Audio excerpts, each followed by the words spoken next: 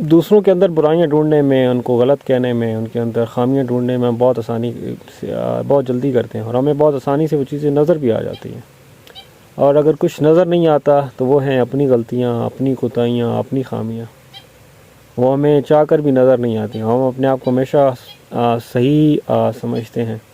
اور دوسروں کے بارے میں ہمارا یہی خیال رہتا ہے کہ اس نے ایسا کیوں نہیں کیا، ایسا کر سکتا ہے اور کیوں نہیں کر رہا، اپنے اندر یہ چیز کو غلط ہے کیوں ٹھیک نہیں کر رہا۔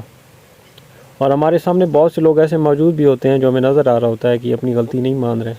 جان بوجھ پہ غلط کام کیے جا رہے ہیں، یا ان کو سمجھ ہی نہیں آ رہا ہوتا کہ وہ غلط کام کر رہے ہیں، اور اپنے آپ کو وہ ٹھیک کرنے کے لیے سمجھنا بھی نہیں چاہ رہے کہ وہ غلط ہے۔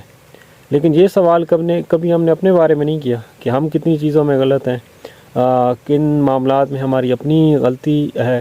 ہم اپنے آپ کو کیوں ٹھیک نہیں کر رہے، اور خامیاں ہم اپنے اندر بالکل تلاش نہیں کرتے۔ دوسروں کو تو مجبور نہیں کر سکتے، لیکن خود اپنے اوپر یہ کوشش کر سکتے ہیں، اور اپنے آپ کو آہستہ آہستہ بہتر بھی بنا سکتے ہیں۔ اور جو ہم دوسروں کو ٹھیک کرنا چاہ رہے ہیں، بہت سے لوگ ہمیں دیکھ کر بھی ٹھیک ہونا شروع ہو جائیں گے، ہمارا جو اچھا اثر ہوگا اور دوسروں پر بھی پڑے گا۔ تو ہم دوسروں کو تو شاید اس طرح فورس نہیں کر سکتے، لیکن اپنے اوپر